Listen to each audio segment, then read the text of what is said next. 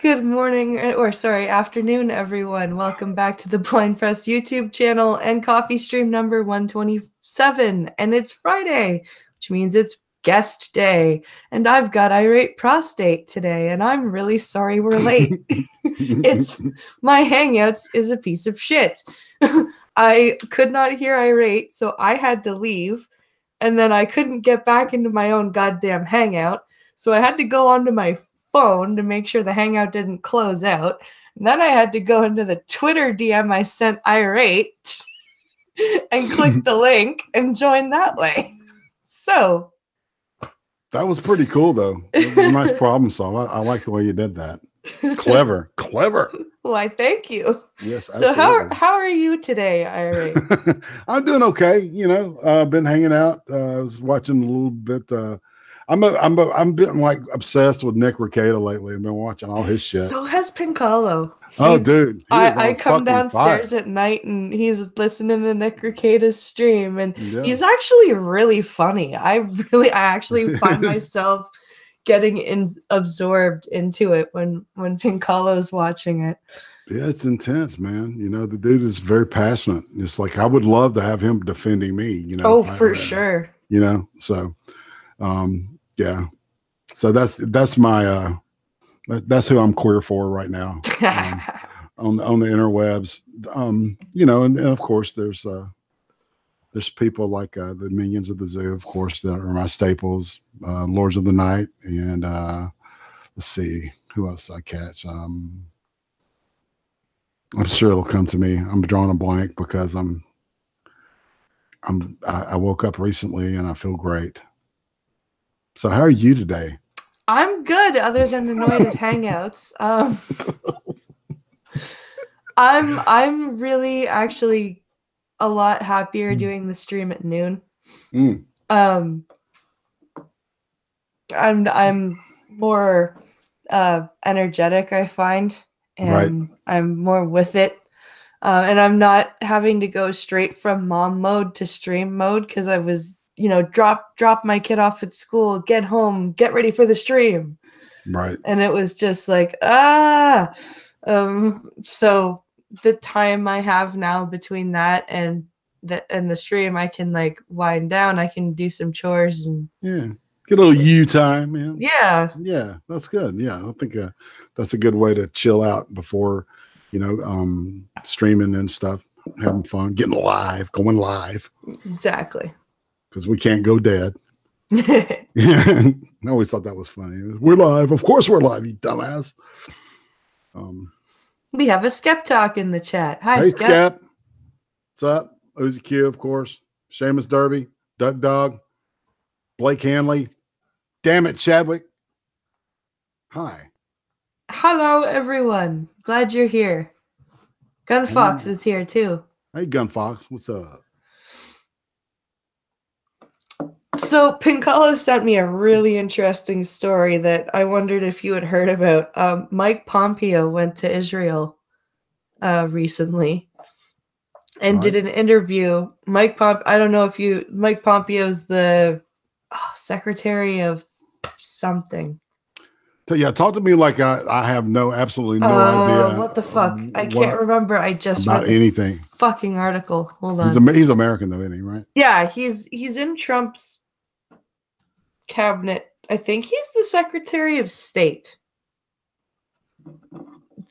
He would be our Secretary of State. Yes, I'm looking this up. So he went to Israel and did an interview on the Christian News Network or Christian Broadcast Network in Israel.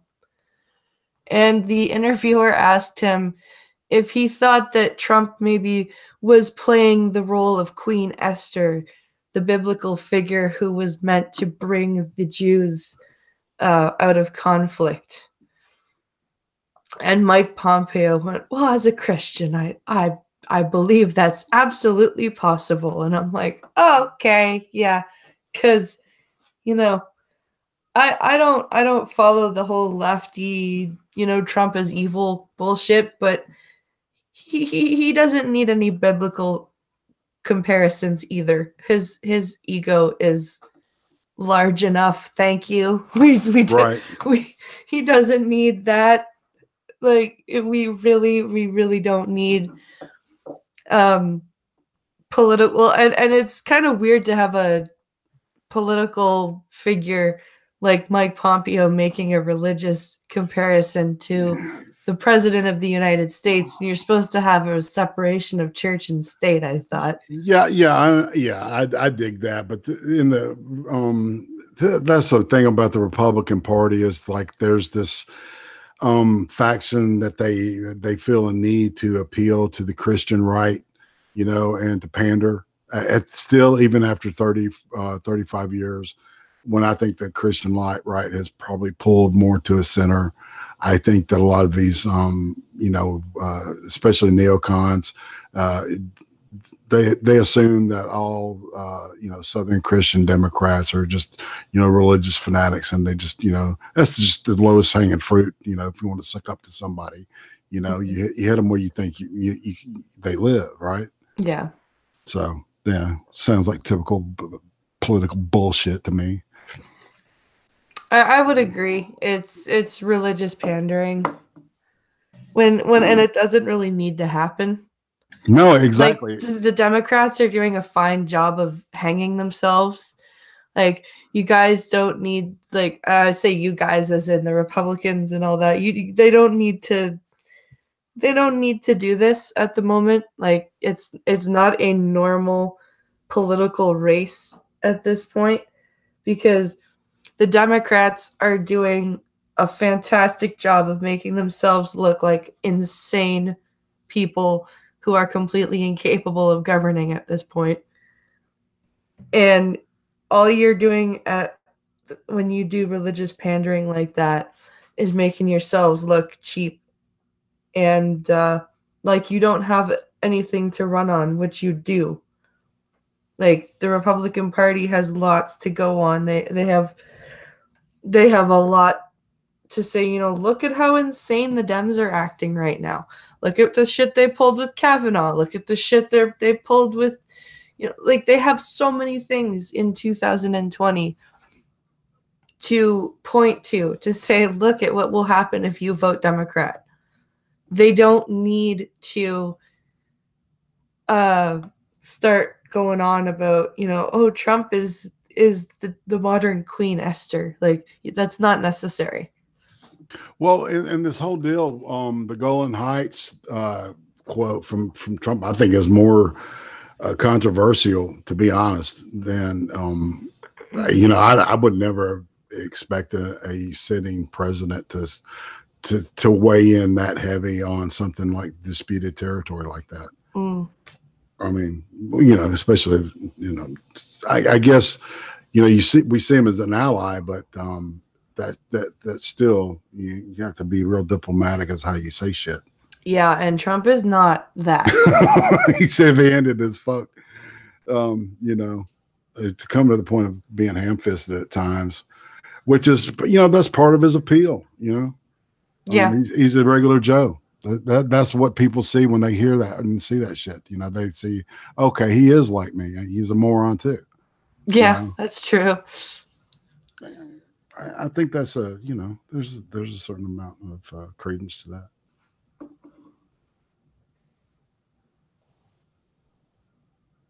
So the fastest growing religious group are atheists, says somebody in chat. You know what? That's the way atheists act, or most atheists, I should say.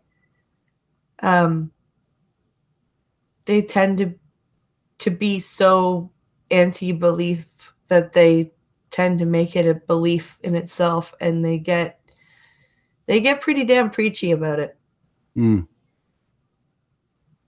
It's interesting because I started out, I grew up as a Catholic and went to Catholic school and shit, right?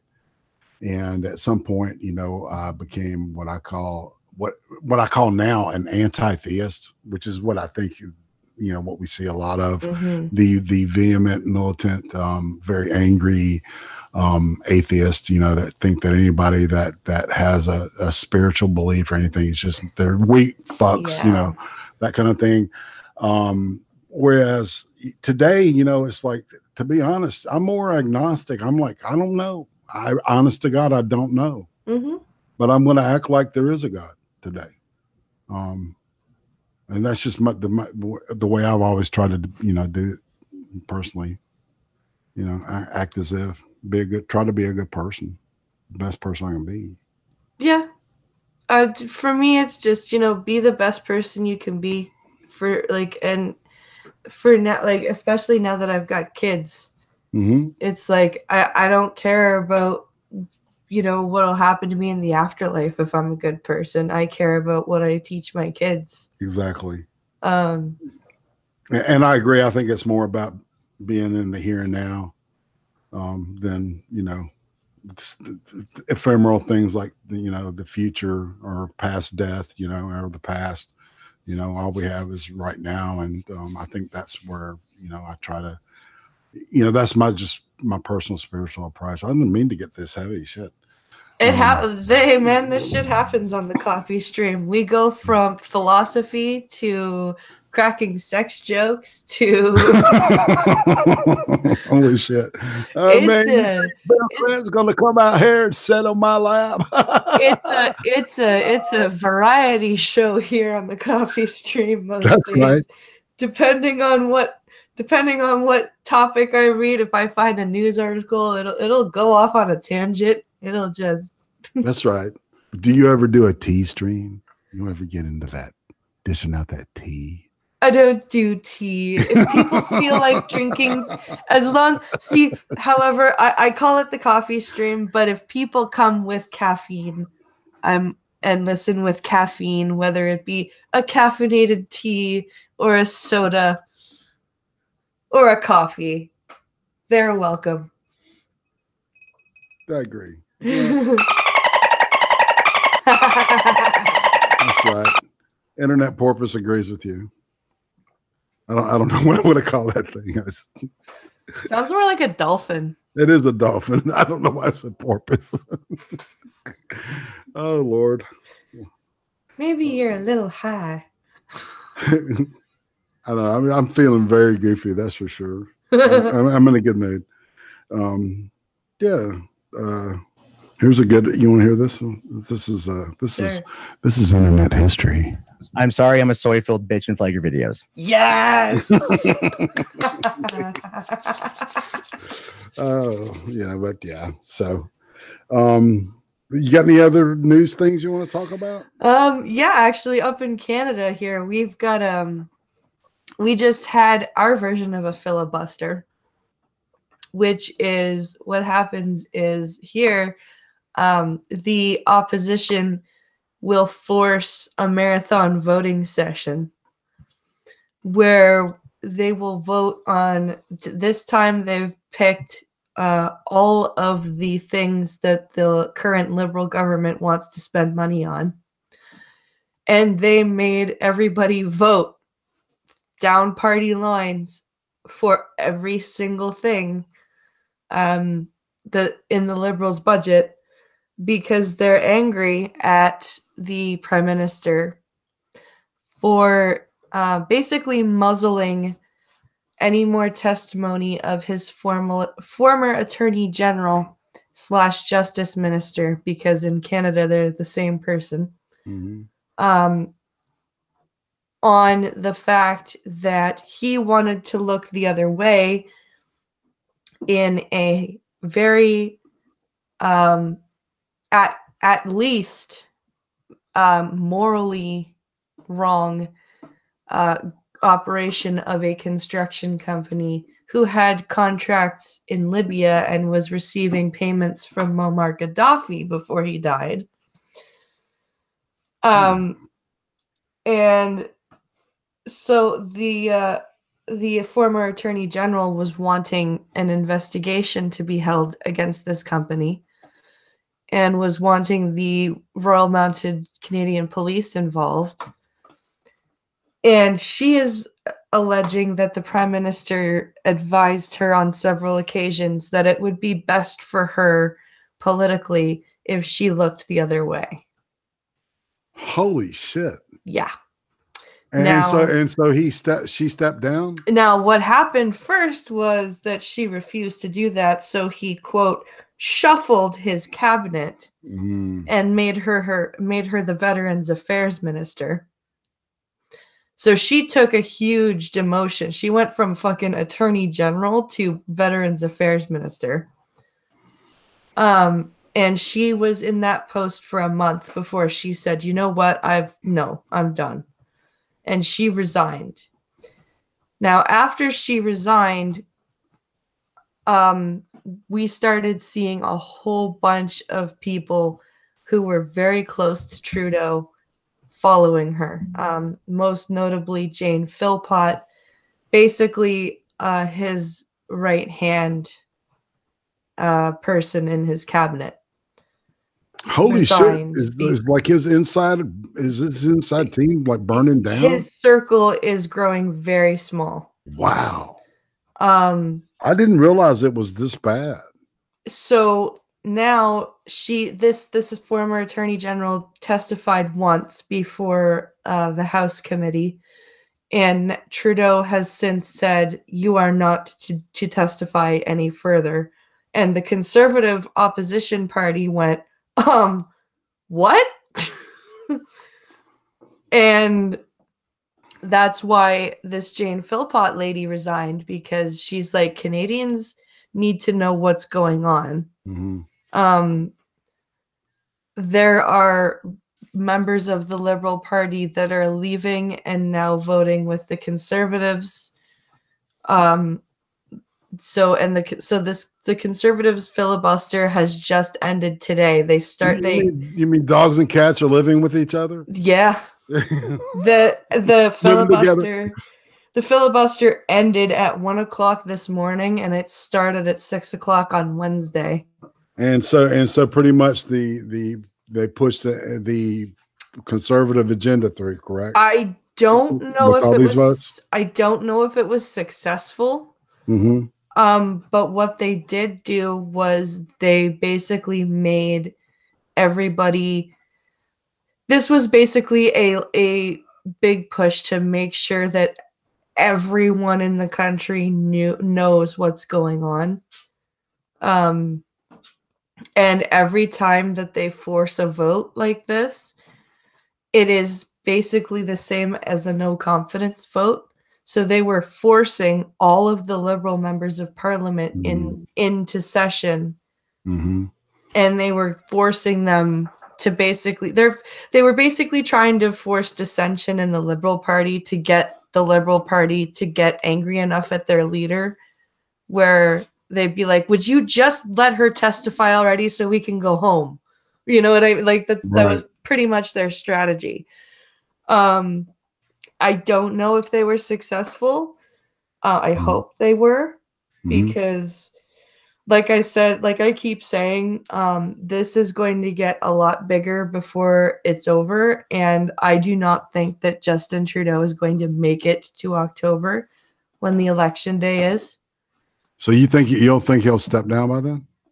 No, he's not going to step down. But what's going to happen, I believe, is that so far the leader of the Conservative Party has said he will not call a confidence vote, but I think that's going to change. The more Justin Trudeau digs his heels in, and the more he his whole I am a feminist thing is starting to go up in smoke, because all of the women around him, like the Attorney General was a woman, and all of the women around him that he, quote unquote, I want strong women in my cabinet. Well, all of the strong women in his cabinet that aren't handling his bullshit and taking his bullshit have been forced to resign. Right. And obviously he's not taking their counsel seriously at all. Why fucking hire somebody if you're not going to listen to him? Yeah. So he's basically saying, women, they're just there to be there, right? Yeah. For quotas purposes. Yes, exactly. And this is actually a speaking point that many conservative women in Parliament are jumping on very intelligently. Yeah. And what's going on now is, very interestingly, Justin Trudeau has stopped answering questions in Parliament in English. Holy moly. His native language is French. Oh, Québécois. When he speaks in English, that's when you hear the ums and the uhs and all of those halts. When he speaks in French, he's a completely different speaker. He has started speaking in French so that he can pull the wool over people's eyes a little bit better. Right. He's starting to realize that when he speaks in English, he fucks up more. Right. And he's got to tell, like, when he's not being completely. Yeah, he's got to tell. So now he's realized that, fuck, when I speak in English, it's easier to tell when I'm lying. So now, even when I'm being asked a question in English by an English member of Parliament, I'm going to answer in French. Because technically everyone in Parliament needs to be bilingual, so everyone's going to know what I'm saying anyway. And it's televised, and there are always translators. So it doesn't matter. I can speak in French or in English.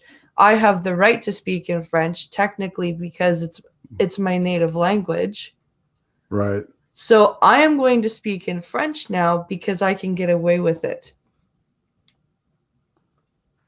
This is what he's doing now. All right. See, if we elected, like, say, Marco Rubio, right? And Rubio just said, from now on, when I address Congress, it's going to be in Spanish. Yeah.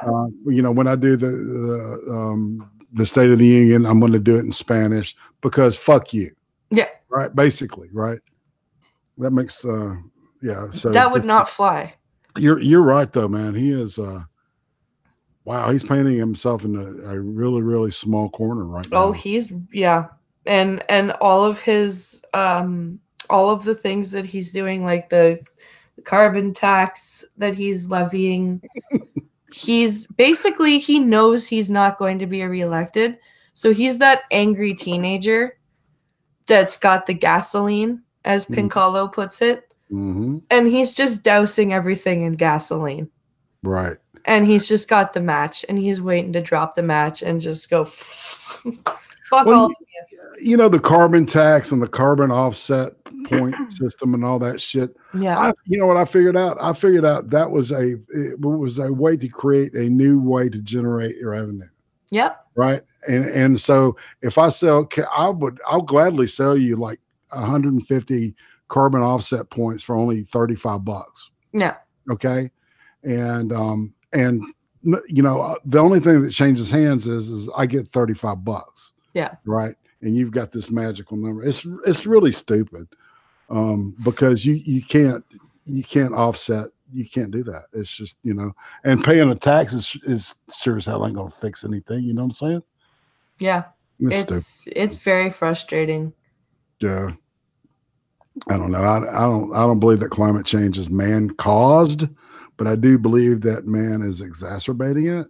Yeah. To some degree, but I don't think it's as bad as people think, because I think the science, because of, you know, funding, they kind of like, you know, hedge their results to match what you know, what the status quo is saying. I don't trust the science. Yeah, I agree.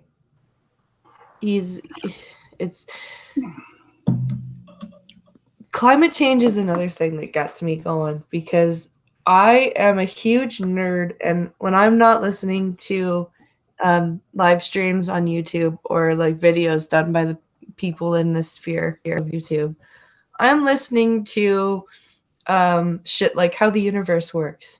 Or I've found this series called Miracle Planet lately, and it's basically they go from the beginning of the Earth formation, and they go through all of the different climate changes that have happened, all the volcanism that has happened, all this shit. And I sit here and I listen to all this bitching, especially by people like AOC, about, oh, the world's going to end in 12 years because of climate change, because humans are killing the planet. Fuck you. We can't kill the planet. There's no way we can kill the planet. No. As a matter of fact, long after we're fucking gone, the Earth will be just floating around the sun. Just doing what's going to kill the planet? When the sun dies. That's what's going to kill the planet. We'll be eaten as a red giant finally. That is when the planet will die. Exactly. There is no way that we could possibly kill the planet. Like we probably wouldn't even survive a continental drift. No. The way, all right, I don't know if you know about this, but a couple of years ago, there was this big controversy with the climate change society, I guess, for lack of a better word. It was a professional society of people, right, where they found out it's like they had changed these numbers, these temperature numbers in South America. And the NOAA guys in Alabama got different numbers from the satellite imagery, right, temperature wise, than what was reflected in some of the records that they were getting, especially from South America. And it turned out that all that shit had been fudged. And then it went to some kind of internal tribunal or some shit. And then we didn't hear from it again. And you can look this up. This is all documented. It's from the Guardian, UK. There was this guy that did a whole series on climate change, and he was one of the key people that kind of stumbled onto this shit. And it never got any attention at all. That's terrifying. It really is, because a lot of these scientists that are like saying, the data, it's almost like they're getting Me Too'd. Yeah. They're getting pushed out. Kind of like the shit that's going on with that anime guy. Poor Vic. It's that. Yeah, exactly. So, all this shit these tactics kind of tie together, and it all points in kind of the same direction. I hate to say it, man. It does. Yeah. They all do. They all do. Like, we have a friend who he's like one step away from flat Earth. All he does is sit in his house and watch what he calls documentaries on YouTube.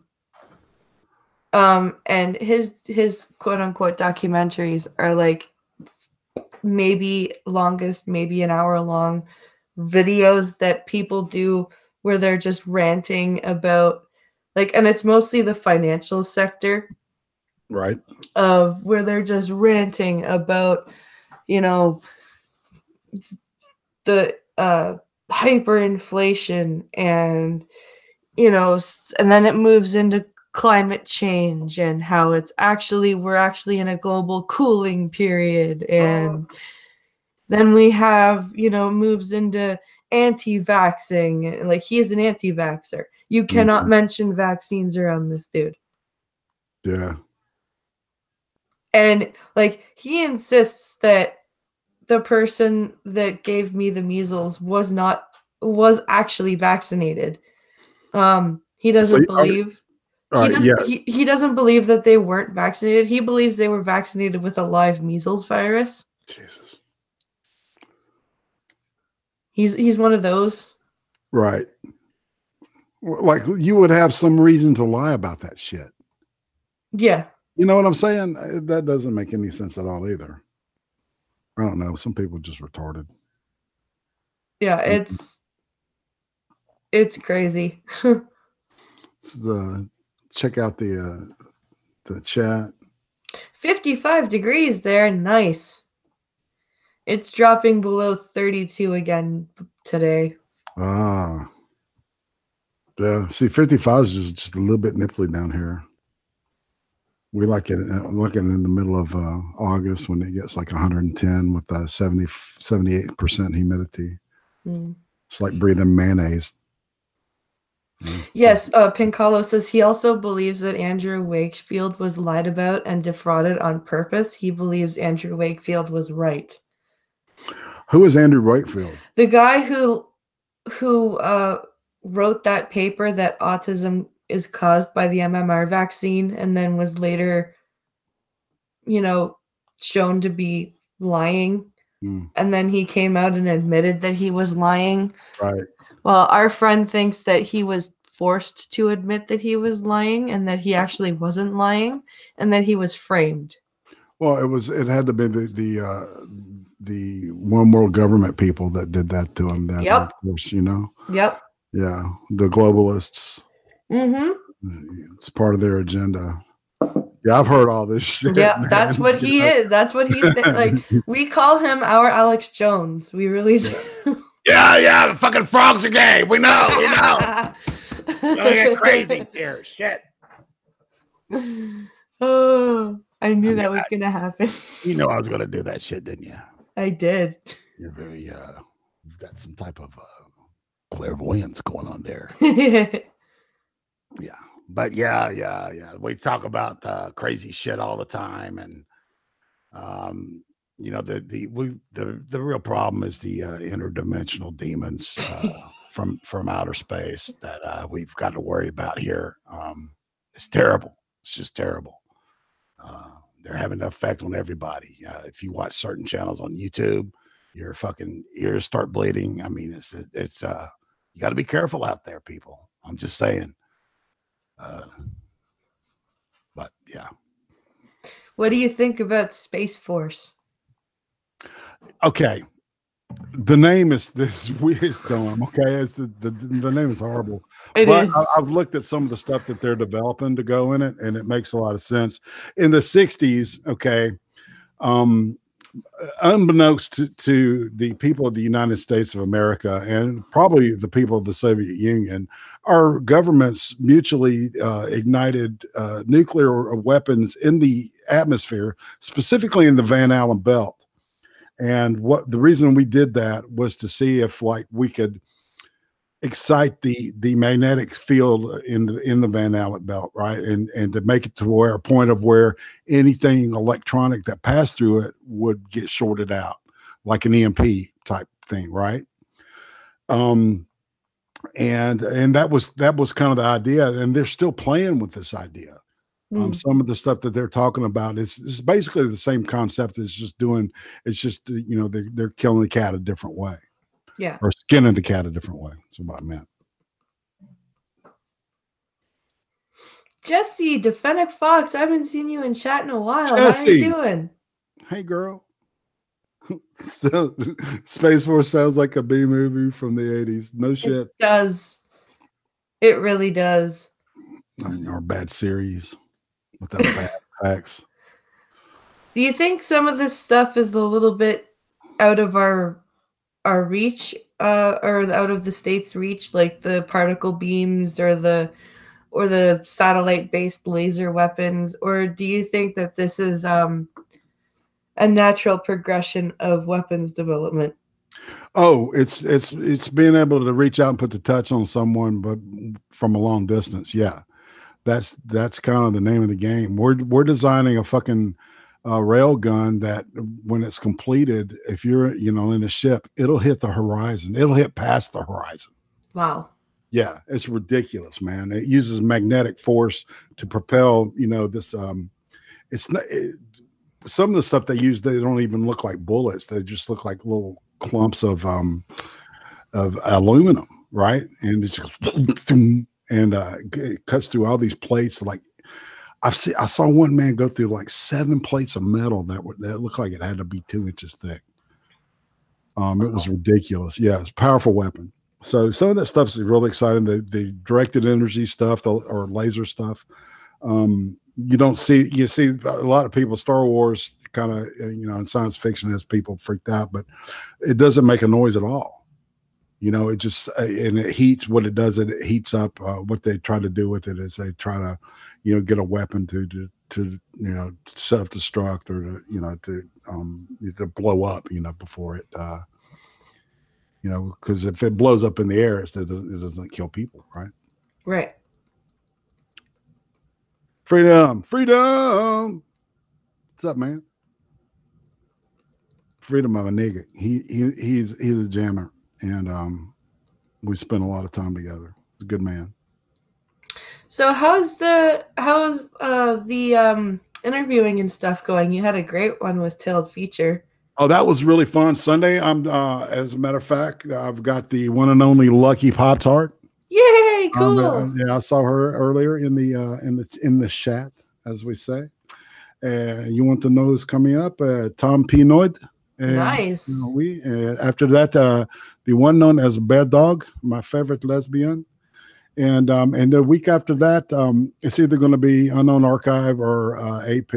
Awesome. So I've got the guys worked out already. So I really want to get AP on here. I'm hoping now that I'm at noon that I might be able to, because before I knew it was really early for him. Right. Oh, dude, he'll have you cracking up and shit. But oh god, yeah, I love AP. He's great. Shit, man. He's so talented and funny.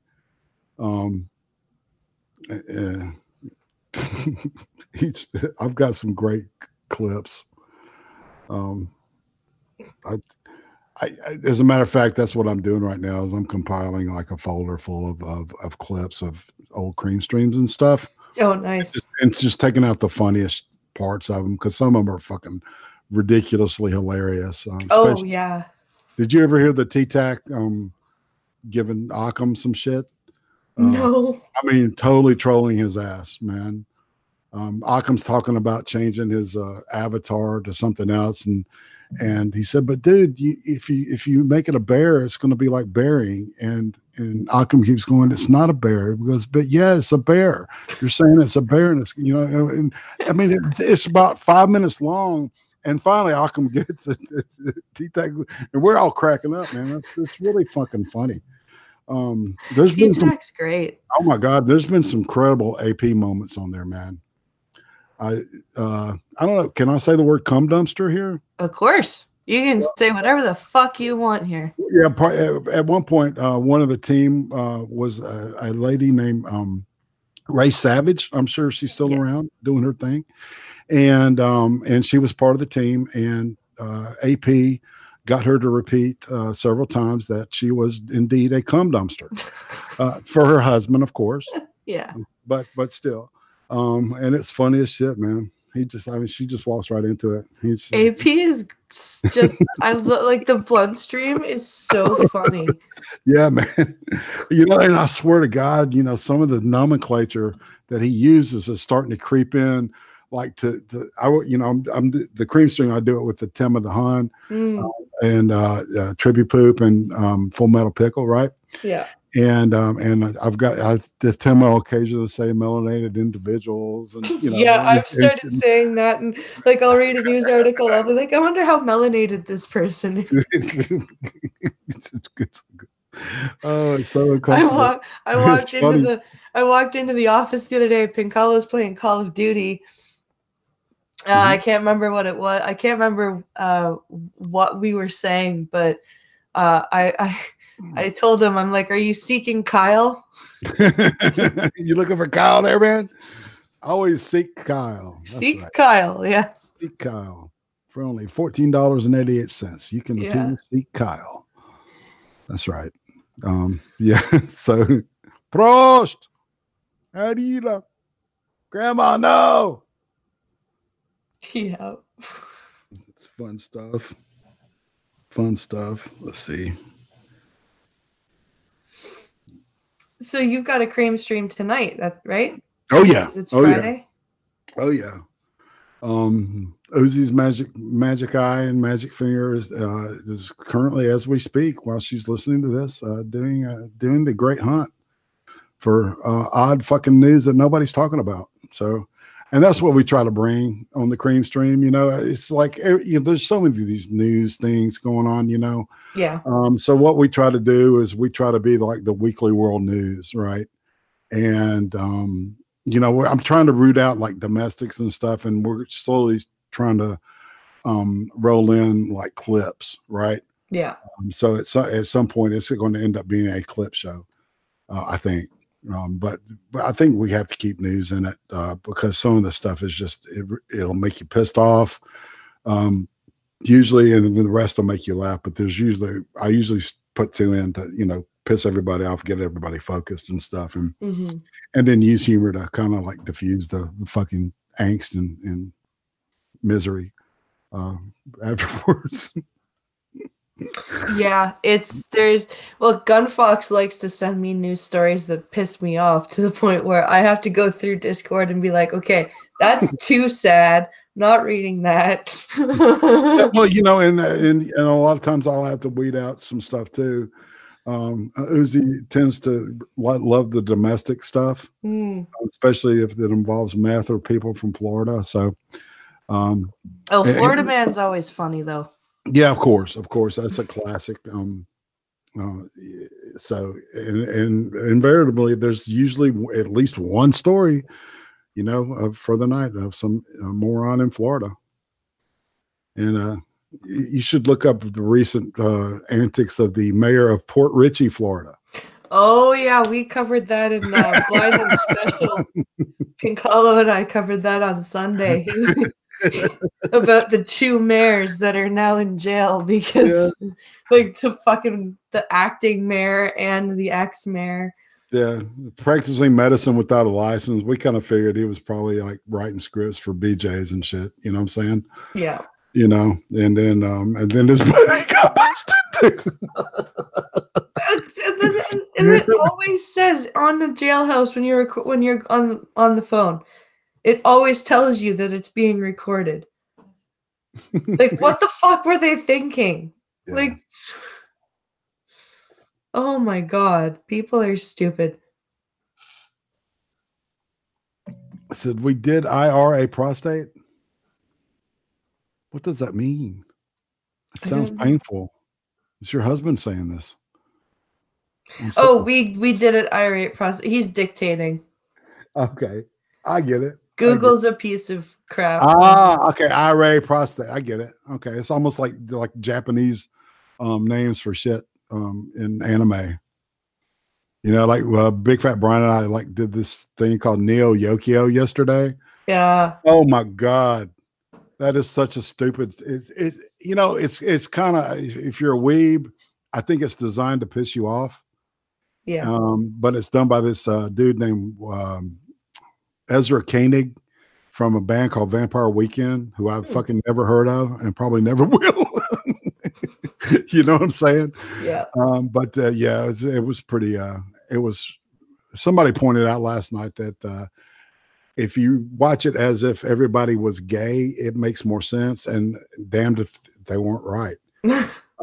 So it's really weird. It's got all these weird people in it, and it's horrible. So no recommend. We're going to do Love, Death, and Robots next week. Oh, cool. Yeah. And if you've got Netflix, I highly recommend it. Is it a movie or a series? It's what it is. It's like a series of vignettes. Okay. Some like 20 minutes long, some like 5 minutes long. They each kind of varies in length and subject matter and the way that it's rendered and shit.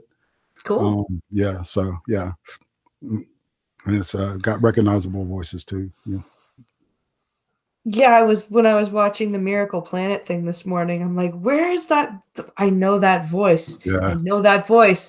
And then he goes, I'm Bill Curtis. And I'm like, aha! Yeah, I'm going to be scared my poor cat. Well, all right. So this is a question I've kind of wanted to ask you. Like, all right, so do you ever check out horror movies? I love horror movies. My favorite. It's interesting how important the soundtrack is in a good horror film. And I've just been listening to a lot of especially John Carpenter soundtracks. Music is always, for me, a lot of horror movies that people don't find scary, I find scary because of the sound. Oh, right. Not just the music, but the sound effects. Right. Which are important in any horror movie, but as a blind person, they are super, super important. they basically are the only thing that helps you figure out what's going on besides dialogue. So, do you prefer the descriptive type of audio, or do you prefer regular audio and let your imagination? I have not see. I watched I watched Ash versus Evil Dead with descriptive video, and it was great. I loved it. Ash is so funny, man. I gotta finish the series. I haven't finished it yet. Oh God, it's great. I'm gonna admit that I watched all of the third season on the video stream, like the illegal video streaming sites, because I couldn't wait. So I would let it play on Stars, right? Because I don't have Stars, because it's only an American company. That pissed me off so much. That was their reason why they canceled the show. We don't have good ratings. Well, make yourself available to people other than the States. Well, you can add us for on Amazon Prime, only in the UK. Oh, well, I guess. I bet that's because of Netflix. I always thought Netflix was Canadian based for some reason. No. I'm remembering that's wrong now. But yeah, so the third season's great. You can tell that everyone that was a part of that show was upset, like the way that they were acting in their characters, the way that the writing was, like you could tell that they didn't want it to end. And Bruce Campbell was upset, and because they had a whole plan for the show. They had a season 4 written, and they had to rewrite some of the last episode. That sounds like Penny Dreadful. Yeah. To do with that shit. Did you check? I haven't watched Penny Dreadful yet. Oh my God. That is like the first 2 seasons of Penny Dreadful are what I would call high art. And I don't use that term loosely, really. It's fucking incredible. If you're a horror fan, if you love gothic horror, the old school, very descriptive shit. Yeah. Oh my God, it's incredible. Jesse DeFennick Fox says a good scary movie was Dead Silence. Agreed. Dead Silence was a good movie. It's probably one of the last newer horror movies that I liked. Is that the one where the aliens are there and they have to be quiet and shit? No, that is. Fuck, I think I know what movie you're talking about, but I can't remember what it is off the top of my head. Dead Silence is the movie about the ventriloquist. Who ripped out your tongue? The rhyme that. The rhyme that goes around the movie is "Beware the stare of Mary Shaw. She had no children, only dolls.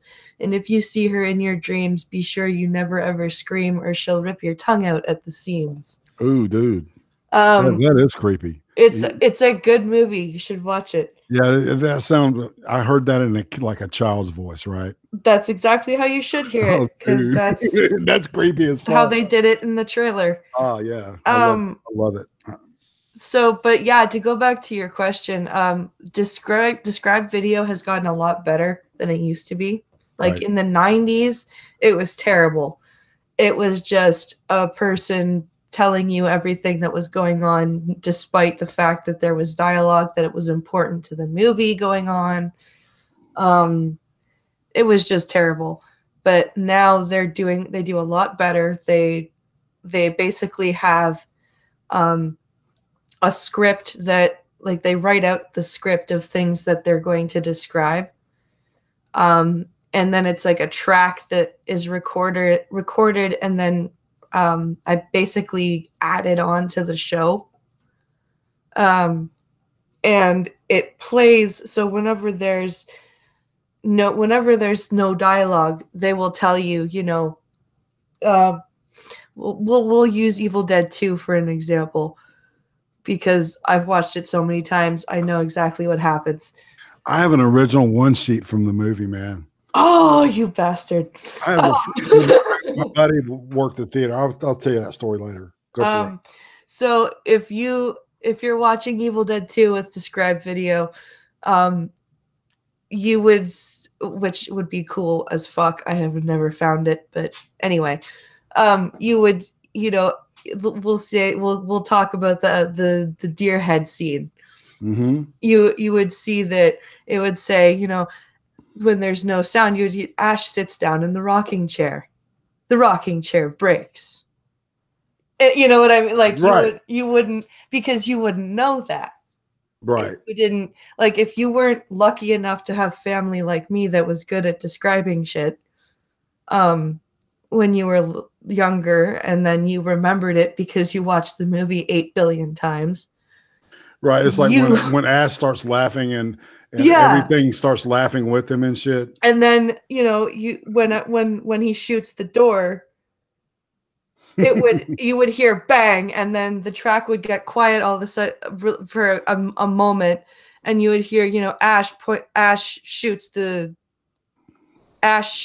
door, and then when he's just waiting there, you would see they would describe his expression, right, or where he's looking, or something like that, and it's really, it does help, but the problem with that is that there haven't been very many good horror movies. Right. I totally dig that. They're starting to just get so repetitive and formulaic. Yeah. It's, like I said, Dead Silence was the last new horror movie that was actually frightening to me, and that was made in like 2007. Right. None of the newer horror movies I've watched, like, there was, I think, one that was intriguing, was The Secrets of Emily Blair.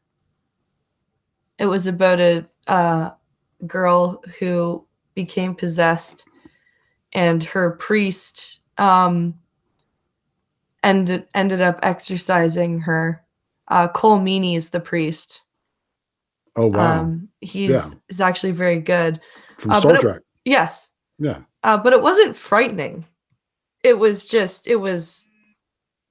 a possession movie. It was well done, but it wasn't like, it was good enough to be like, oh, this is interesting, but it wasn't good enough to be like, oh wow, I didn't expect that. I'll tell you a fantastic horror film, because you mentioned Exorcism, is Exorcist 3. I love The Exorcist 3. It is that is one of the greatest horror films made, man, and like people I think they're starting to discover that now, how well the movie was done. It was amazing, and the fact that William Friedkin came back to do it.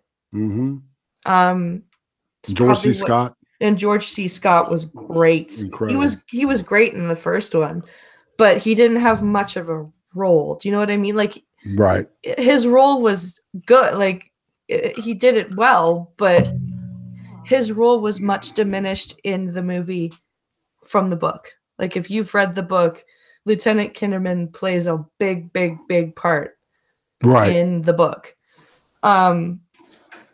He is much diminished in the movie for time's sake. But in the third Exorcist, he shines, and George C. Scott does an incredible job of bringing that character out and encapsulating, like, and bringing forward the memory of the first movie. And he's such a fantastic, and Brad Dourif, playing the possessed corpse, It was like fantastic, just really good stuff. Did you catch the series, the Exorcist series? I didn't. Actually. Oh my God. Oh, that's 2 years of good shit too. It's 20 episodes. Okay. But they killed it after 2 seasons. All the good shit they kill pretty quickly, because they can't have good shit on TV because it's just a thing. So I think the streaming people are saying, well, fuck, maybe we can put on good shit and, because I'm finding a lot of good stuff. As a matter of fact, EZQ and I were watching this Spanish thing last night on Netflix. Spanish horror is pretty good. Izzy was not liking it though. It was not horror. It was more of it's a series, kind of a science fiction-y kind of, I don't know, kind of like Touched by an Angel kind of shit. Oh, okay. It wasn't that great, but yeah, I'm a big Guillermo del Toro fan. Blade 2 is a beautiful movie. Very lavish. So when you talk about sound effects, you talk about like the squishy sounds. No, stuff like that. I mean, a good 2 movies that are very actually 3 movies that are very good examples of what I mean by sounds that freak me out. The Exorcist, the first Evil Dead, with particularly Cheryl's possession with her voice. Yeah. And The Grudge. Oh wow. The I guess it wouldn't be the Japanese version. It'd be the Sarah Michelle Gellar. I've seen both. Yeah, actually, Sarah Michelle Gellar version. That was good. They did a good job with that. And The Ring, both of those movies. I didn't see The Ring. It's done by the guy that did the Japanese version, so it's almost like a carbon copy, except for he had more money to do. So there's a couple of really incredible scenes, like a horse jumping off of a ferry, into the water and shit. It was just it's very powerful. But yeah, it's well done. Yeah, I'm a fan of J horror too, but that's interesting. The the tension, the audio. I see that's one thing that attracted me to David Lynch's work early, especially his early stuff, because it had such a rich, he didn't really have it was more of a sound design. There was deliberate, stuff going on there, especially on Eraserhead. My God, that soundtrack is ridiculous. Yeah. It's very rich, I love that kind of stuff. You get into it. Sonic awesomeness. When you get to it's just he's laughing at me. I can't it to this day. Like if I'm watching the first Evil Dead movie, I'll make sure that I'm not in the same room when Cheryl goes nuts the first time, or when they're chopping up Shelly. Yeah, because the voices are just the voice effects, even in the 80s. Yeah, it's got that multiple that kind of going on behind the voice. Yeah, it's weird. And it's really cool that when you watch all of the behind the scenes stuff for Evil Dead, when you hear the demon entity coming through the forest, when it's got that camera, that steady cam. Yeah. That's Sam Raimi in a microphone just going like just oh wow. That's him. That's putting it through like effects and shit. Yeah. That's all Sam Raimi, just making awesome. weird noises in a microphone. That's awesome. That that's those are just the second one, I think is it's the first one is beautiful because it's like scary as hell, right? It is. Everyone's like, it's too cheesy. I'm like, no, man. No, dude. It was art when it came out, dude. People recognized it. It was like, this is different, right? This guy's different. What about Drag Me to Hell? Drag Me to Hell was pretty good. Oh my God, anything that Sam Raimi touches that's horror he's got a special art for horror. He's got a special touch for horror. Absolutely. And he knows what he's doing. And the fact that he made Evil Dead at fucking 20, that's amazing. That he came up with that at 20. Yeah. Am I breathing into the mic? No, if I am, fine. Okay, just tell me because it's just like wrote me a little note here.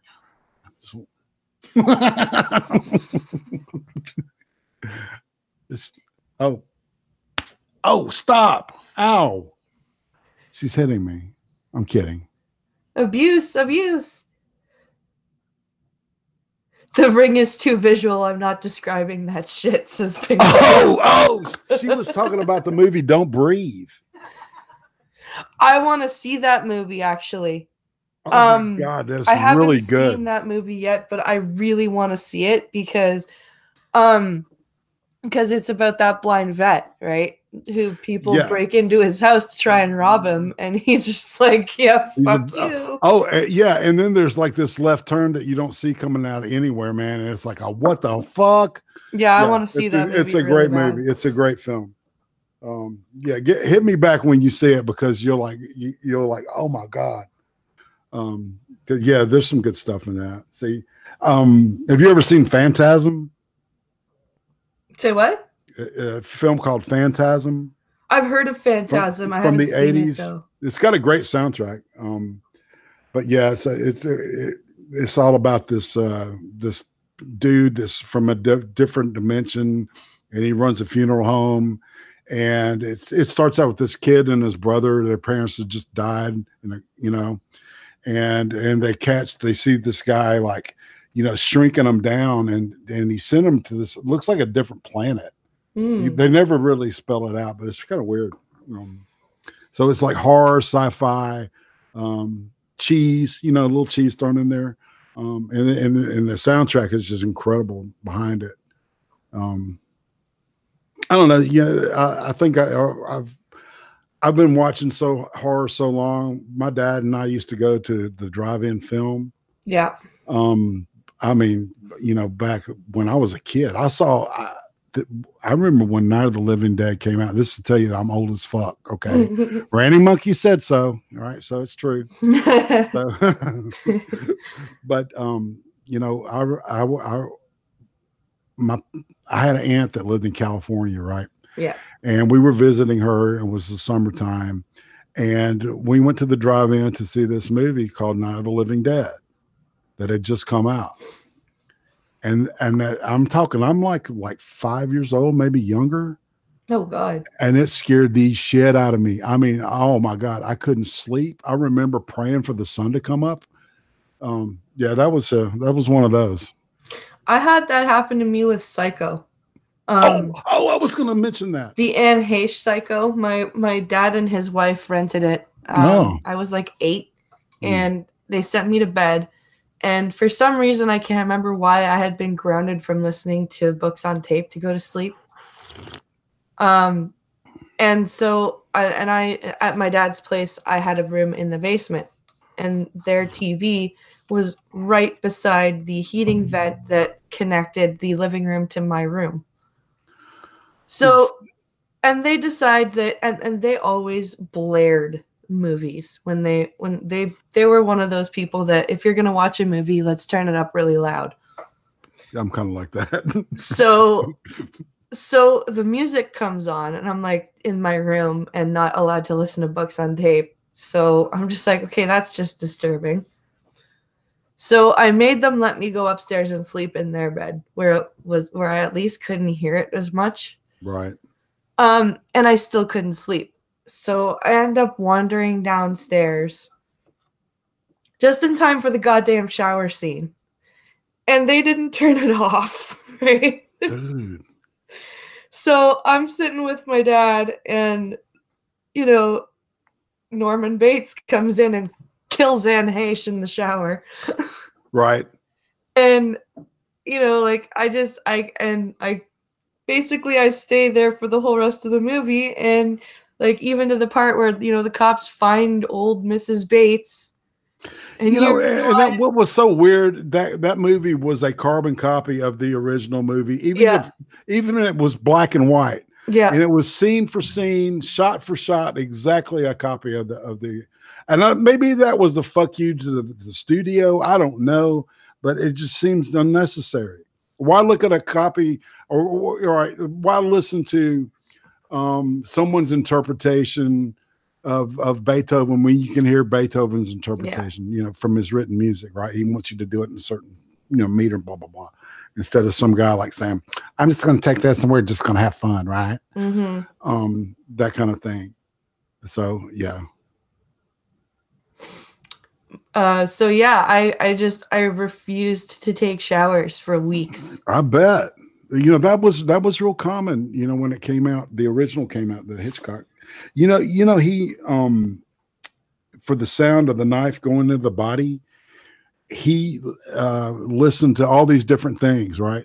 And he decided on the melon. It was like a honeydew melon, and the knife was, you know, that sound. He goes, "That's it. That's perfect." I wonder if that's where Sam Raimi got the idea. Because when they did in Evil Dead, the first one, when Cheryl stabs Linda in the ankle, they use an apple. See, and they just stab a pencil in the apple. Yeah, that sounds, you know, that sounds to me like he's, you know, a nod to Hitchcock. Yeah, you'll see that, you know, kind of like directors try to talk to influences and stuff, you know. They do. They have there's actually a documented interaction between Sam Raimi and Wes Craven.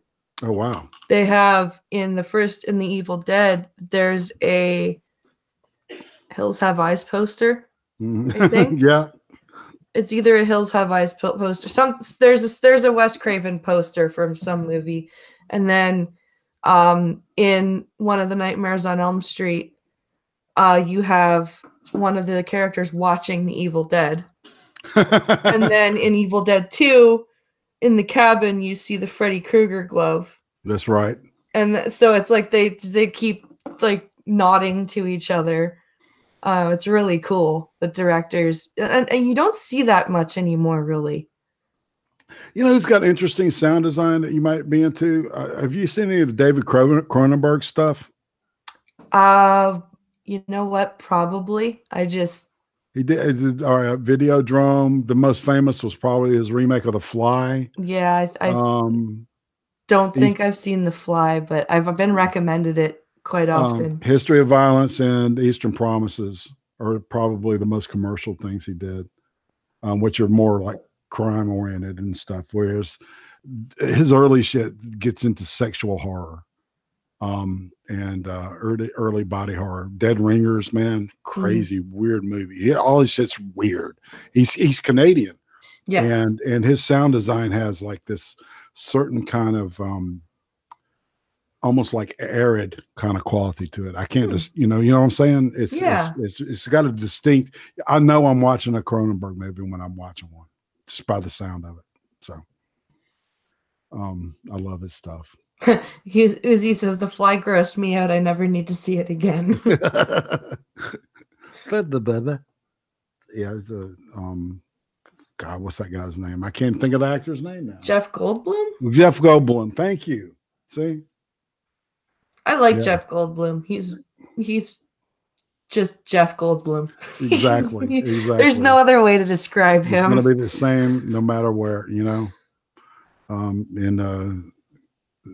The first thing he was in and the last thing he's the same guy. Like he was in Thor Ragnarok. Yes. You're just like, oh look, it's Jeff Goldblum in Thor Ragnarok. You know, like that was so cool to see that comic stuff played out like that. Thor Ragnarok kind of bothered me because I was like, why are they making Thor try to be Iron Man? I don't understand. Okay, what do you mean by that? The way they were making Thor speak, like his dialogue, was very much something that I could hear Tony say. Okay, but not anywhere close to something I could imagine Thor saying. Like you've got Thor in the first, like you've got Thor, and then you've got Thor Dark World or Underworld or whatever the second one is, and he's speaking Old English because he's a Viking. Say thee nay. Yeah. Exactly. And then you have Thor Ragnarok, and he's speaking like he's literally Tony Stark. And you're like, Like, yeah. Okay, what? Speaking English in the vernacular. I didn't get that. Yeah, that's all that that old that was the way it was written in the comics, right? Back in the day. The old comics, the old Thor, when Thor was drawn by Jack Kirby and written by Stan Lee and shit. And he would talk like that when he was Thor, you know.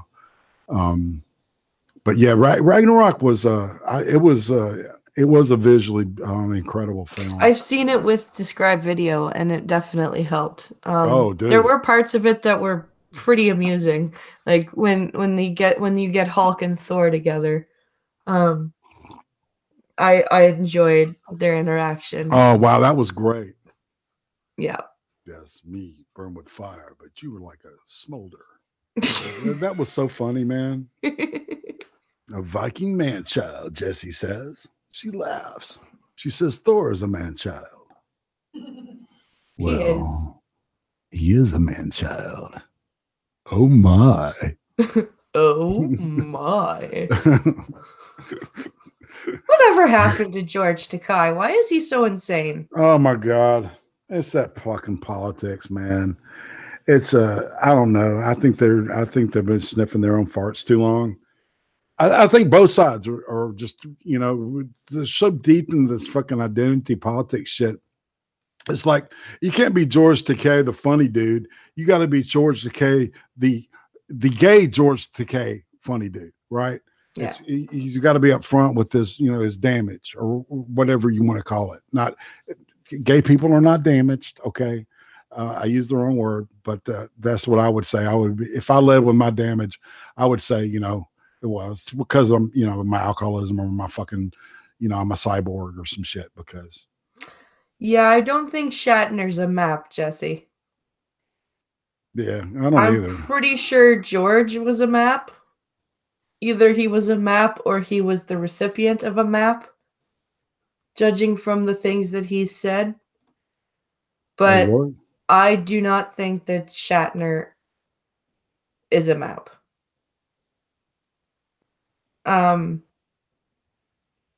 Shatner is fucking, if you follow Shatner on Twitter, he's brilliant. Great. Oh yeah. He responded to a couple of things I said sometime. You know, it's like, ooh, Shatner responded. I don't know. So you shit like that happens, like, you know, once in a blue moon. It's like you feel special when it happens. I tell you, it's funny as fuck to follow is Dennis Quaid's brother. Randy Quaid. Yeah. Oh my God, man, that dude is crazy. He really is. I haven't seen anything he tweets. He's bipolar. Yeah, I wouldn't doubt that. Oh yeah, he's got this thing now where he like puts the phone right in his face, so all you see is like his fucking face with the beard, his white beard, and some kind of like red or green or some kind of alternating colored light hitting it, right? And he says the craziest, stupid shit. Yeah, Scap, you're correct. He is unhinged, man, and off his meds. That's what we'll say. Off his meds for sure. Oh, Whedon blocked Jesse. I'm proud of you, Jesse. Oh, I never got Whedon to block me, and I'm sad. Oh, dude. Apparently, all you needed to do was tweet "Shut up, Wesley" at him. Or just, probably learn to code. That would probably piss him off, too.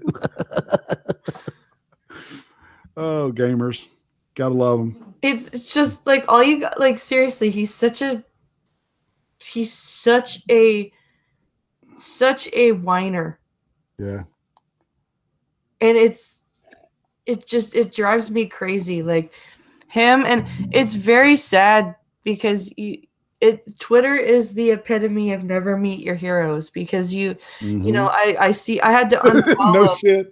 I had to unfollow like all of the Trek actors because I was just like, ugh. Like LeVar Burton, freaking Marina Sirtis, Jonathan Frakes. I'm a big fan of William Gibson, the cyberpunk originator, right? Wrote the book called Neuromancer and a bunch of other shit, right? And I started following him. I follow Neil Gaiman still, but that dude, man, he was so fucking political. I just said, fuck this shit. I'll never read another thing he writes. Yeah. Whereas, I'm still a big fan of the other.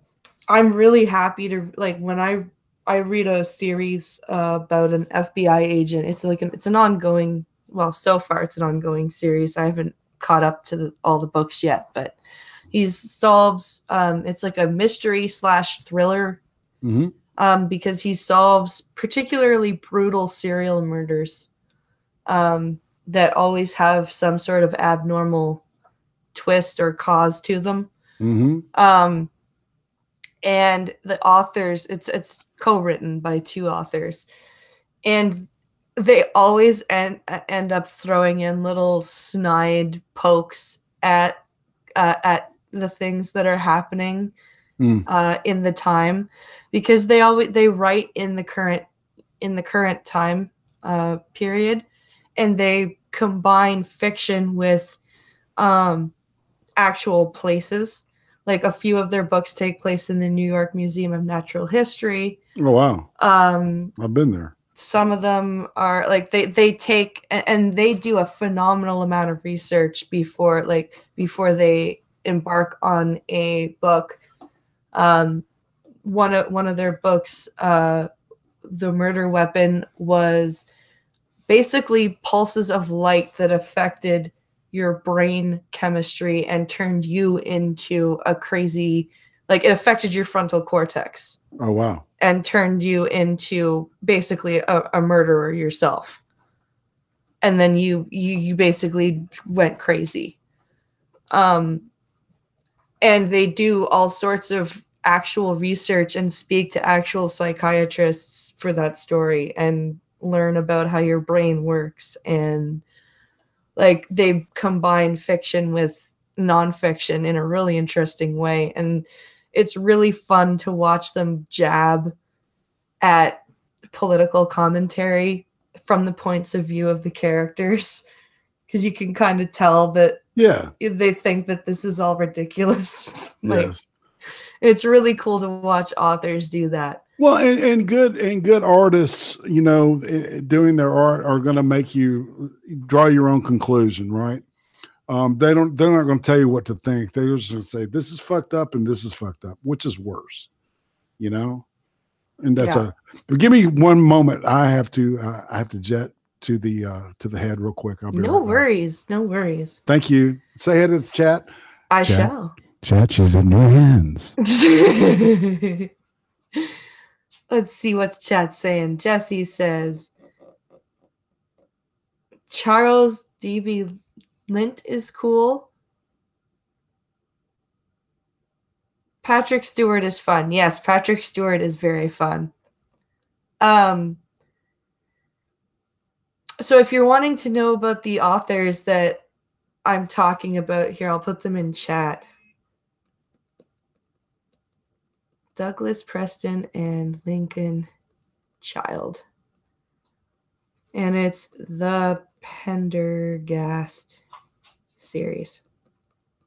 I highly recommend that you check that out, chat, because if you like mystery novels that aren't basically linear as fuck, and that also have some pretty gory, brutal murder in them, described very well, check that out. They're good reads. There's either 15 or 16 books in the series now, so plenty of reading.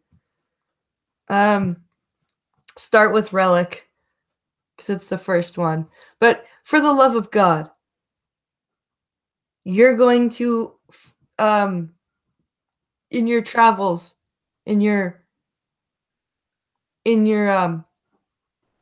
searching for Relic, you may come across the fact that there was a movie. Don't watch it. Just don't. Especially if you've already read the book, because if you read the book, you're going to be very angry. Yeah, and that's sad that a lot of times they'll deviate from the narrative of a really decent good book. Yeah. Because they think that what they want to do with it is better. It's like it's not.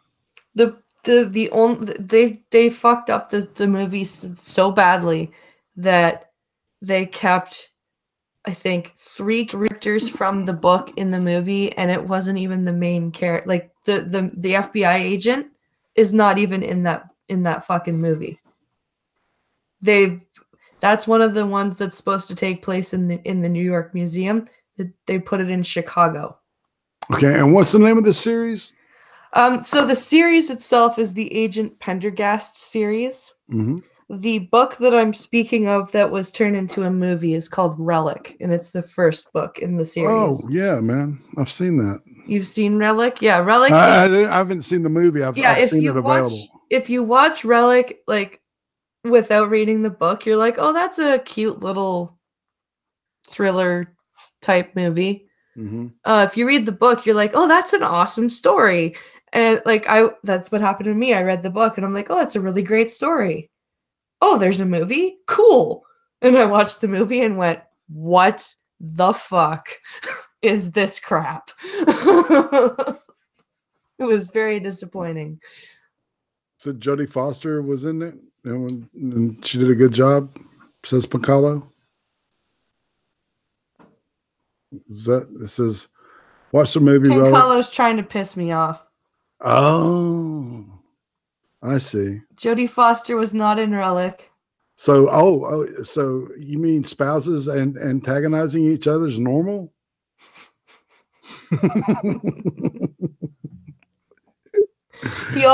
He tries to mess up Silence of the Lambs with Relic on me all the time. Just to piss me off. Oh, but yeah, did you see the Hannibal trilogy? I mean, the Hannibal series? I watched the first. Actually, I have to watch it again because I didn't quite get through the first season. But I loved it. Like, it's it's incredible. All 3 seasons is fantastic. I loved it. It was great because I got to see, like, because you see mention of Will Graham in the books, mm-hmm. right? But you don't understand why he's all weird. And it's really cool to see the series that focuses on him. Mm-hmm. And you get to see Hannibal while he's still practicing. Yeah, and he's got a slot, that Ukrainian accent. Is it Ukrainian? Sounds like it. German or Lithuanian. He's either Lithuanian or Ukrainian. I can't remember. Yeah. But and did you see the Hannibal Rising? I did. I wasn't a big fan of Hannibal Rising. The kid was horrible. The actor that they had playing the young Hannibal. I guess they were trying to get somebody that looked like Anthony Hopkins when they could have just, asked Anthony Hopkins. Or what the what's his name? The the guy that played it in the series. Oh, Mads Mikkelsen, right? Yeah. If they would have gotten somebody more like him, it would have been a lot better, I think. But that's me. I'm like you when it comes to reading the books and contrasting. The book Hannibal, it contrasted with the movie. Actually, I think they make a good pair. I would like to. The only book I've read is Silence of the Lambs. I need to read Hannibal and Red Dragon. Yeah, read Red Dragon first. Okay. So to give you kind of a picture of the and then the Hannibal as a third film, which is it's out of the park in my opinion. I got to read The Exorcist again because if you have Audible at all, because Audible is awesome. I don't know if it's still available or if it's narrated by a different person, but when I downloaded The Exorcist before, I actually found a copy narrated by the author. It was amazing. I bet. And that's the best. That's probably the best way to hear a book too, is read by the author. Don't you think? Yeah, because they know exactly how they want it to sound. Exactly. They know and that was the best thing William Friedkin ever did, was hire Peter Blatty to write the screenplay.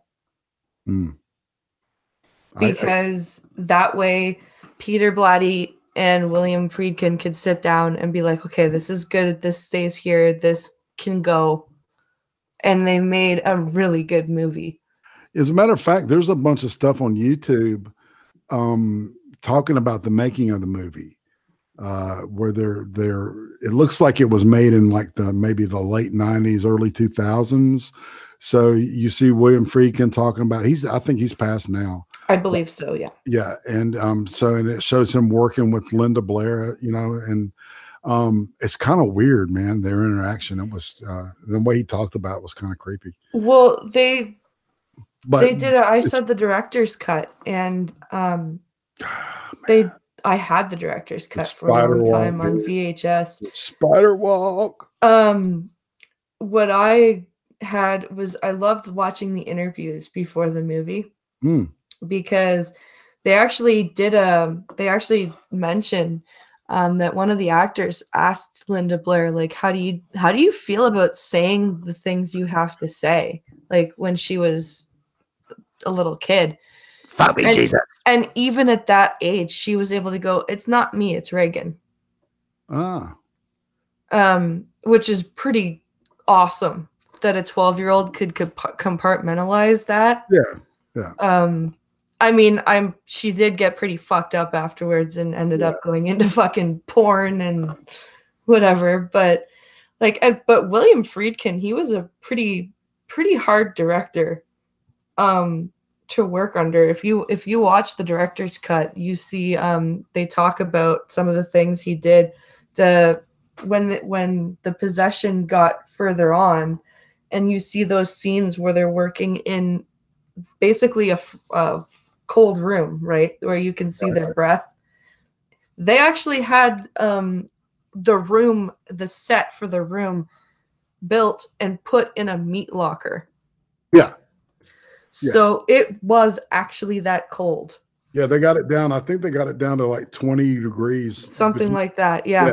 It was cold enough you could see their breath and stuff. And they said it was really hard to emote because their faces were like frozen.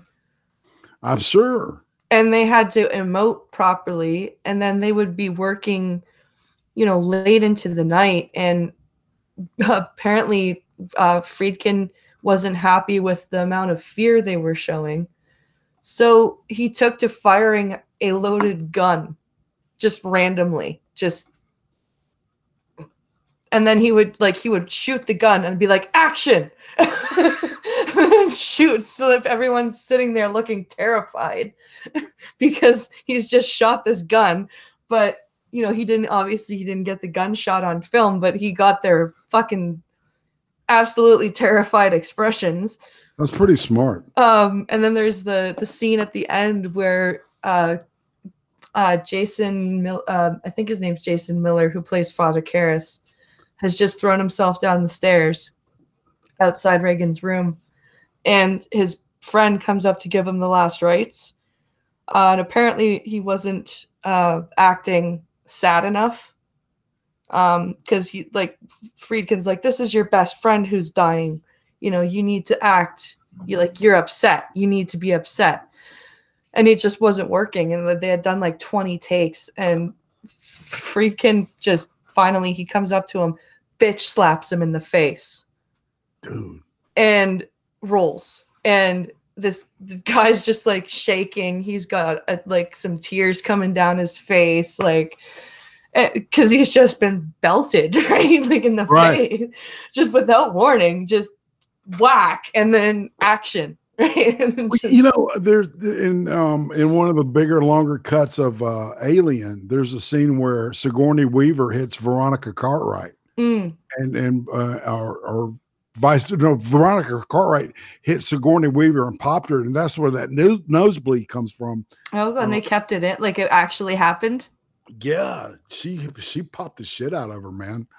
And there was a rough cut of the actual scene that they used, and you could hear the rest of everybody that was there go, oh shit, yeah, like that. Yaphet Kotto was very reactive to it. So it's an interesting scene. If you watch The Exorcist, actually, there's a scene, the first scene where where Reagan gets possessed and she's doing that flop. If you listen really closely, like she's supposed to be saying, mommy, make it stop. It hurts. Really, it hurts. What she's actually saying is, Billy, it hurts. Really, it hurts. Make it stop. Because the mold that they were like the thing they were using to jerk her around came loose and was coming in, like was going the opposite way that she was going. So it was like it was like pummeling her in the back and literally throwing her up and down because they had people pumping it behind a wall. And she's trying to get the director's attention. You know, Billy, William Friedkin, Billy, make it stop. It hurts. It really hurts. And they actually kept that because it was so authentic. And you can't, if the only way you'll know that she's saying it is if it's pointed out to you. Right. Like yeah, if you, I love shit like that though. Yeah, it's really interesting stuff. Like behind the scenes. I love for Easter eggs and shit. Yeah, behind the scenes stuff is very interesting to me. All the Trek stuff that I love. Like, I still have to go through all the stuff on my season DVDs. I want to maybe meet with you at some point in the future and talk about the relationship between Brandon Braga and Jerry Ryan. Oh yeah, you know, because he was a pretty big shitbag to her. Yeah. Exactly. And speaking of Jerry Ryan, there was a great series that had 2 seasons. Actually, the first season is really only season you need to see. It's called Helix. Billy Campbell's in it. I've never heard of Helix. Have you? Are you watching Cardinal? No. That's a good series. That's really good stuff. It's kind of depressing and shit. It's about a cop who's got a wife who's manic depressive, and he's solves these really horrible crimes and shit. But he's got this like young French Canadian partner. It's a Canadian deal. It's good. Actually, you know what? I have heard of it. I just haven't seen it. Mm-hmm. It was surprisingly good. And it's like 6 episodes, per story. So it's like, yes, that gets to the fucking point. No fat, just pure meat. I love that. I love that shit. That's my favorite kind of storytelling. Yeah. Oh, Brad, that's awesome. He says, one of my oldest memories is watching the OG Star Trek. I was 3.5. I used to watch with my papa. That's awesome. Absolutely, Brad. And nothing beats the original series, I remember seeing it when it was on NBC television, every Friday night. Starship Enterprise. But yeah, it was great to be a kid at that point, growing up. As I was saying the other day, I'm glad I grew up in the 90s.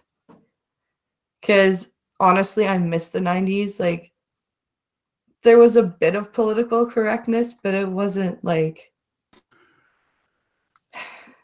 it was ridiculous. It's ridiculous now. Yeah, it's to the point of where it's just moronic. Like, you can't say anything. Yeah.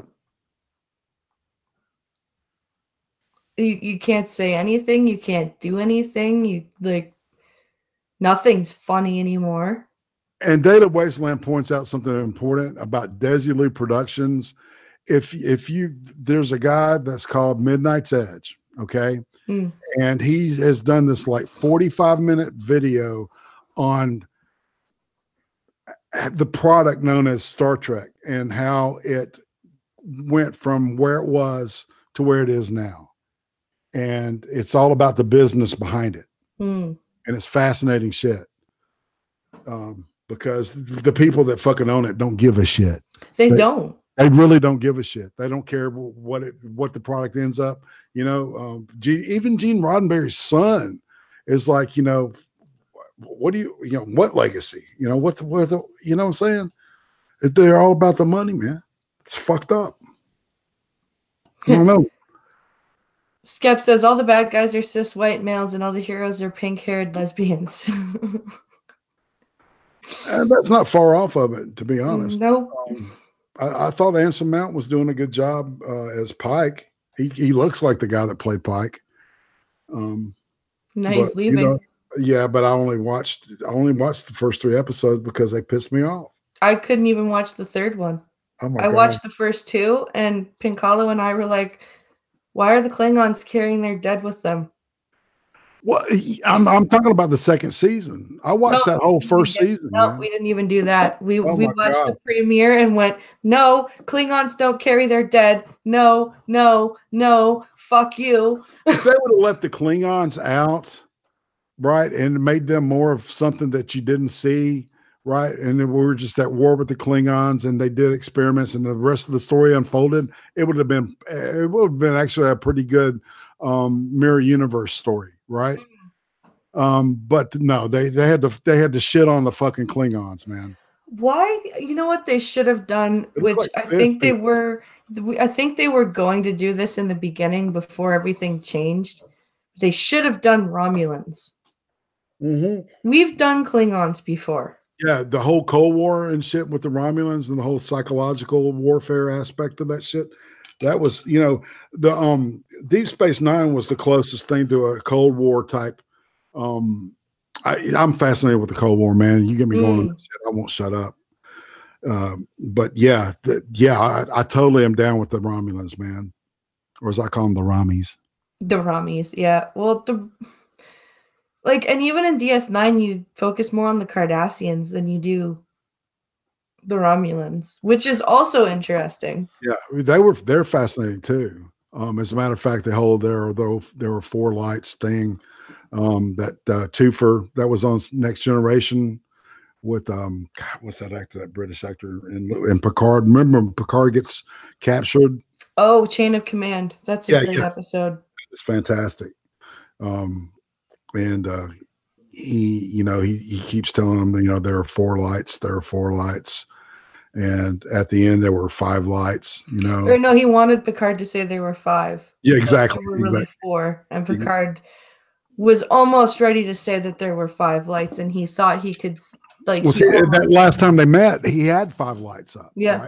Right? But he said 4 because, he's like, I don't care if what I'm seeing, 4 lights is 4 lights.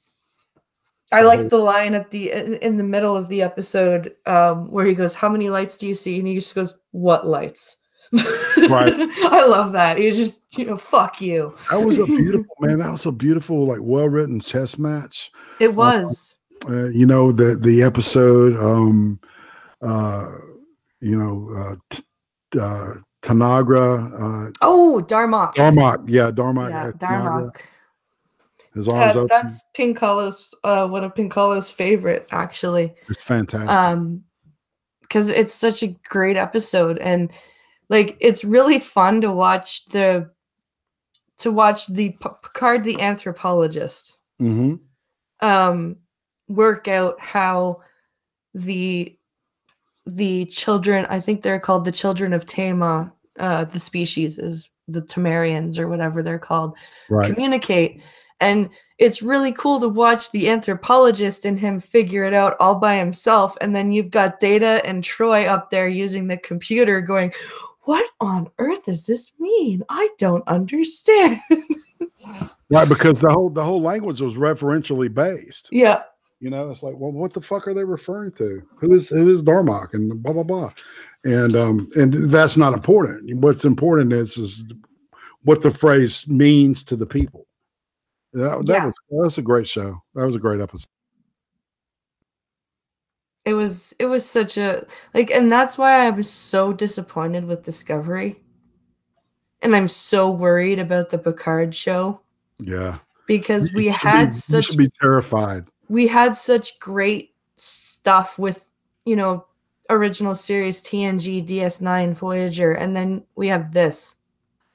And it's supposed to be a prequel to the original series, man. And it's like, what the fuck? See what the Abrams universe, the Kelvin timeline, right? I would say, okay, it looks more like a part of that than it does the old shit. Yeah. That's just me talking, right? And it's like, I really loved when on Enterprise, when Manny Kato Mm. took over the helm of the thing. It got more. The stories got more dynamic. Yeah, you know what? I've started watching Enterprise again because right now we're covering per series. We're going through all the 2-parters on the Star Trek stream. So we're about to finish Voyager, go on to DS9, and then Enterprise is after that. Mm-hmm. So I'm starting to rewatch Enterprise, and I'm not as pissed off at Enterprise as I was when I was younger. Right. For itself, like, it's definitely not as good as the other series, but it's not terrible, and it does have some really good stories. Yeah, that fucking song's horrible, but I hit skip intro every time. Every time I'm long road. I'm just like, skip. That was a god awful one. And it sounds like fucking Bryan Adams. I don't need Bryan Adams in my Star Trek. Thank you. That shit cuts like a knife. Oh, fuck, I hate Bryan Adams. I know. Oh, dude, he ruled at MTV. He was Canada's MTV boy. What was it that South Park the movie said? Now, the Canadian government has apologized on many occasions for Bryan Adams. That's funny. Scap says disco sucks. Indeed, my man. I won't watch it. And my dad, I swear my dad is trying to troll me because he's like, it's Star Trek Discovery is great. And I'm like, you're just depressed about Star Wars, dude. You're just trying to grasp onto things now. That's where he loves company, right? Yeah. Yeah. I'm sorry The Last Jedi was so terrible, but Star Trek Discovery is not great. It's not even close. And that's what's so sad. It's I mean, literally there was people that were doing their own productions and shit, right? So they take them to court and say, you can't do anything over 20 minutes long, 15 minutes, something like that. Right. Yeah. And I mean, there's some great shit on YouTube. If you look it up, man, you just like that Star Trek Continues. Yes. All those that series, and then there's like a couple of movies and shit, partial movies that are just really more Star Trek than the shit that's on CBS. Did you see what Paramount did? They sued the creators of this beautiful actually tourable model of the Starship Enterprise. Oh, really? They built they kickstarted and funded their own. Was this the Enterprise D or the original? Yeah, it was. It was the Enterprise D. I'm pretty sure. Yeah. And they built it all themselves and recreate. It was a work of art created by fans, and Paramount sued them. Don't they have something like that in Las Vegas now? Maybe they took it down. I don't know. I'm old. So, shit might have happened 20 years ago, and I'm thinking it happened last week. So, Yeah, Data Wasteland. That's the thing I'm talking about. They were making the 3D model. It was like a 3D world type thing inside the Enterprise D. You could tour the living quarters. So you could it was an online thing. Yeah. Oh, cool. And and they got sued. Yeah. Do you ever turn on the engines for the Enterprise? Oh, get the white noise and stuff like that? Yeah. I don't, but I do have Star Trek tones on my when I get a text message. Yeah. My phone goes, make it so. Make it so. Number one, make it so. Or when I have a voicemail.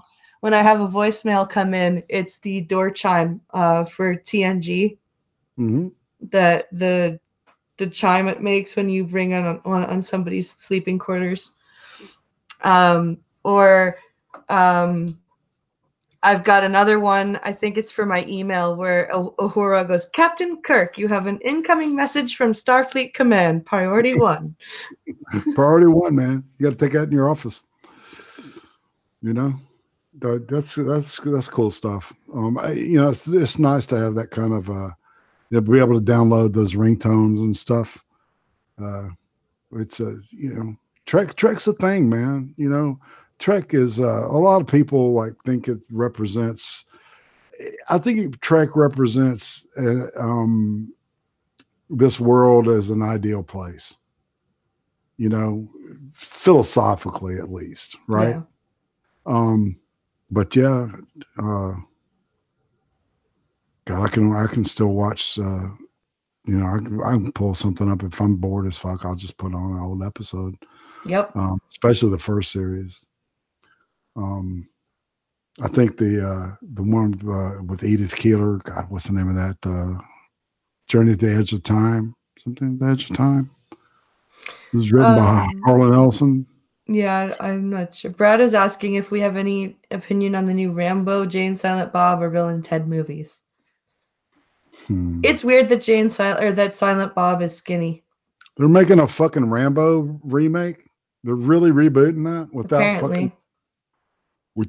you know who playing the main character. You can't do that. Hey, Adrian. Yeah, he's 70-something years old, man. He's like, fuck this shit. I'm done. Hang it up. So I'm just waiting for somebody. Go ahead. I'm waiting for somebody to go, hey, Stallone, we're making another Expendables, and him to just be like, fuck off. Jay and Silent Bob, I predict that's going to be funny, and because they've had so much time to work on it, right? I hope so. All right. Let's see. Did somebody say something about the Bill and Ted? Yeah, Bill and Ted.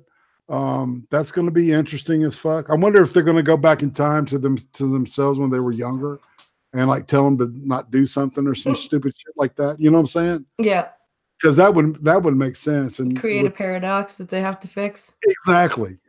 Something stupid and fucked up like that.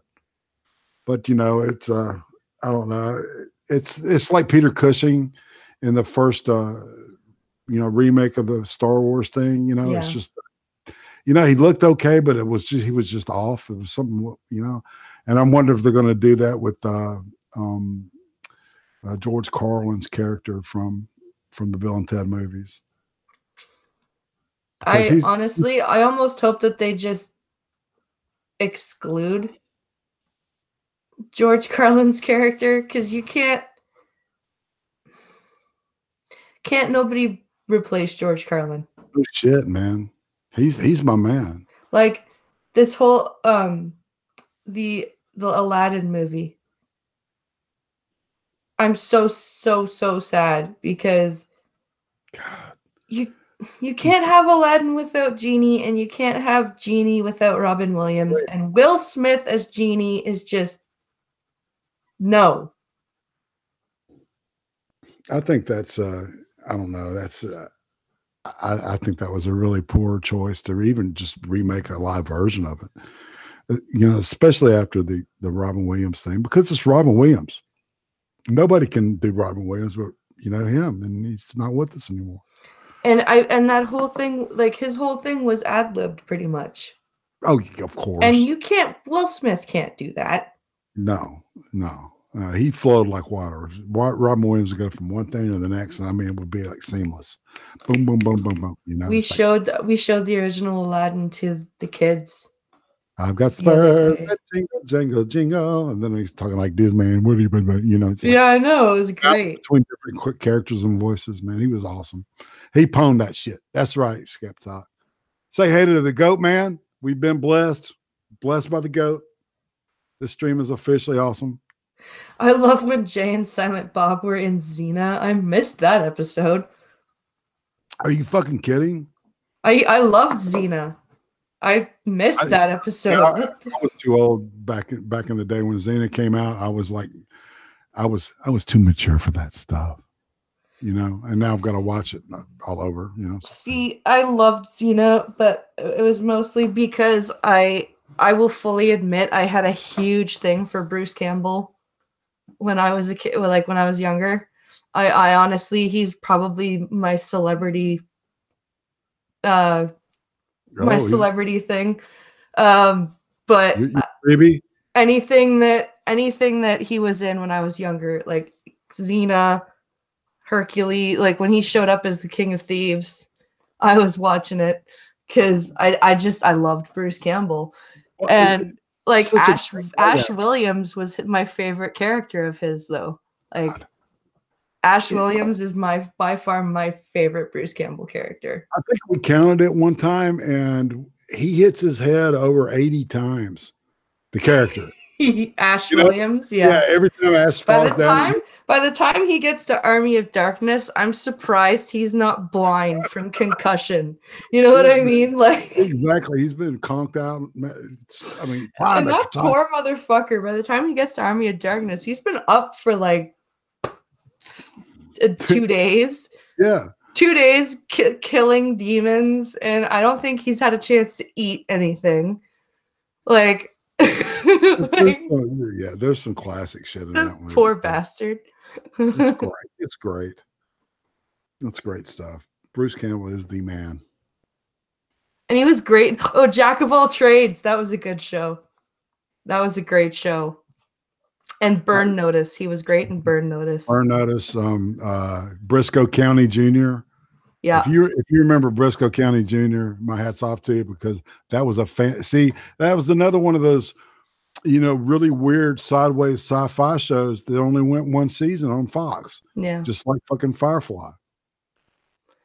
Brad Young says Army of Darkness was my first Campbell movie. Ah. You got your cherry busted right, dude. Funny movie. Bubba Hotep. Oh, yes. Bubba I love Hotep. That's Don Coscarelli. That's the guy that did Phantasm. Yeah. And John dies at the end. Yeah. Have you seen that one? I haven't seen that one, but I love Bubba Hotep is Oh, Bubba Hotep's brilliant, man. The beginning where he's talking about the thing on the end of his pecker. Yeah. And stuff. And I was just cracking. I remember the first time I saw it. No, I still have it. I actually own that. I love that movie. You're talking my language. Well, guys, it's 1:57, so I'm gonna start wrapping things up. I can't believe it's been almost 2 hours. That flew a fat 2 hours. My God. That flew the fuck by. I want to thank Irate Prostate for being my guest today. I had a blast. Me too. It's my pleasure. Be sure to come watch him on the Cream stream tonight at what time? It'll be 10 o'clock Eastern. That's 9 o'clock Central and 7 o'clock Pacific. Perfect. And be sure to come watch Skep Talk, Polydub, One Ton Hammer, and myself tomorrow night talk Star Trek Voyager Flesh and Blood, the third last two-parter in our Voyager discussion. I hope everyone had a really good time today and enjoyed the stream. And we will catch you guys on the flip side. Have a great day, everybody. Remember Lucky Pop-Tart Sunday. That's right. All right. Thanks.